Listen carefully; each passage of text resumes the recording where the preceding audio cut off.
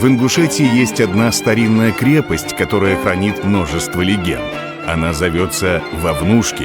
Это оборонительное сооружение в Гулайхийском ущелье, построенное в средние века и призванное стоять на страже дороги, по которой проходили караваны.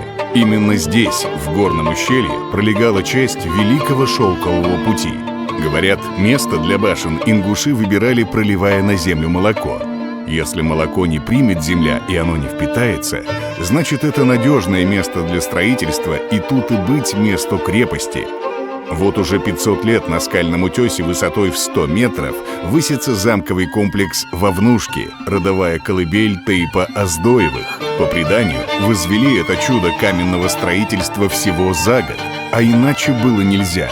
Род, который не мог за это время поставить оградительную башню для селения, навсегда покрывался позором и изгонялся. Ныне этот памятник средневековой архитектуры Ингушетии можно посетить как музей.